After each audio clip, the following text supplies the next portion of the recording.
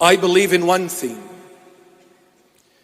and that is the integrity and the identity of the human being.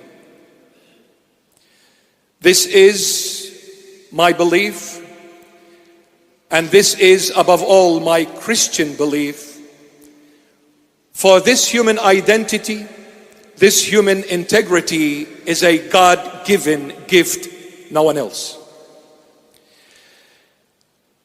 Every human being has the right to the freedom of speech and freedom of religion.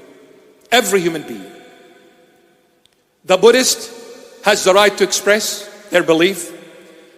The Hindus have the right to express their beliefs.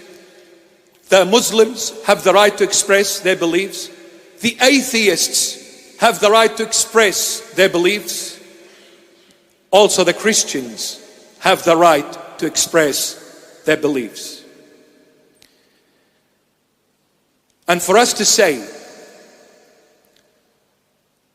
that free speech is dangerous, that free speech cannot be possible in a democratic country,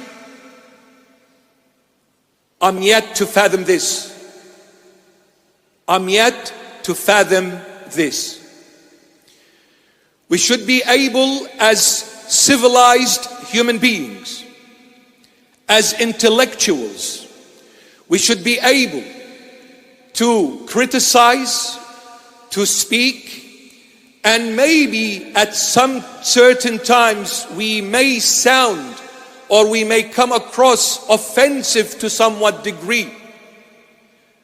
But we should be able to say, I should not worry for my life to be exposed to threat or to be taken away.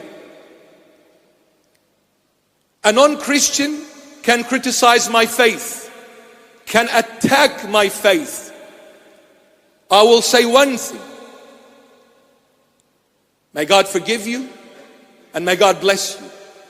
This is a civilized way, an intellectual way of approaching such events if or when they take place. But for us to say that because of this freedom of speech, it is causing dramas and dilemmas, therefore everything should be censored, then where is democracy? Then where is humanity? Where is integrity? Where are the morals? Where are the ethics? Where are the principles? Where are the values which the Western world more so have been fighting for? Human rights, which is the value of the human. But you see, the problem, my beloved Australia, and the entire world, I've said this and I'll say it again, the Western world has succeeded exceedingly. The Western world has succeeded exceedingly in giving value to everything. But I always say this with utmost sadness in my heart, the Western world has failed miserably in giving purpose to everything. The Western world has succeeded in giving value to everything, but has failed miserably in giving purpose to everything. But until we find the purpose of the thing, we can never give it value. We can never give it value. Human rights is human value.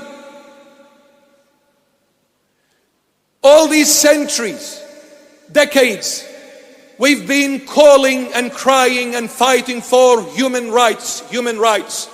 When will the time come? When will the time come for us to fight for what is the right to be a human, not human rights? Not human rights, the right to be a human. Nobody speaks about the right to be a human. Everyone speaks about human rights. And since we focused on value and we've denied the purpose, we have abused that human. abused. In order to finding out and knowing what is the purpose of the human, we need to go back to the origin of this human. And with all love and respect to every scientist, to every professor, to every knowledgeable man and woman out there, with all love and respect, the purpose of the human is written in Genesis 1:1. In the beginning, Elohim created the heavens and the earth. God is the purpose to that human. God. And until we come back to this true divine God, we will continue abusing the human race, because we got glued onto the value of the human and totally denied the purpose of the human. The purpose is the right to be a human, the value, human rights. I stand as a very proud Aussie. I want the Australian government to hear this, and the whole world. I was born in Iraq. I am an Assyrian. My origin, I am an Assyrian, and a very proud Assyrian.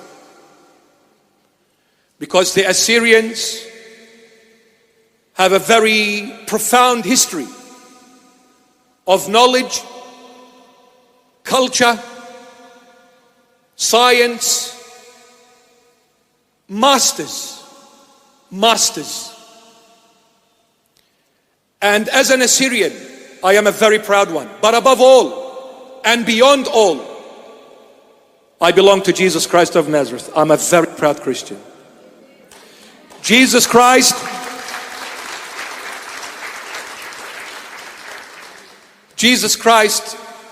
is the love of my life. This is a given.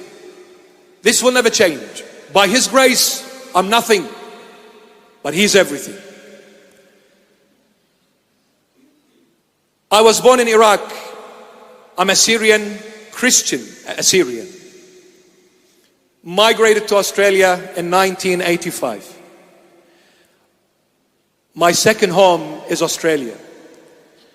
Let me say this to the Australian government and to every beautiful Aussie. I am a very proud Aussie. I may not look it, but as they say, do not judge the book by its cover. Maybe the looks is not Aussie, but the heart, I can assure you, is a fair income true blue down under, brother. I will put the prawns on the barbie with Mr. Albanese and with Mr. Peter Dutton any time of the day. And I'll say to them, g'day mate, and let's have some bush tucker meat pie, mate, because life is not worth it. And fish burger and chocolate sundae is my shout, Mr. Albanese and Mr. Peter Dutton. I am a true blue Aussie. I am proud to be an Australian. And wherever I go, wherever I travel across the globe, when I come back here, this is home.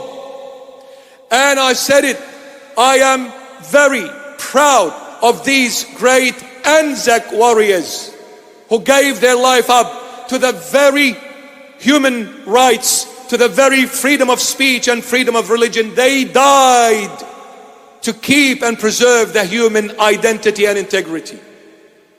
I salute my beloved Anzac warriors, and whoever walks in that path must be saluted. And this is why I stand for that freedom of speech and freedom of religion. Every human has the right to the freedom of speech and freedom of religion. Every human being, no matter who that is, everyone has the right.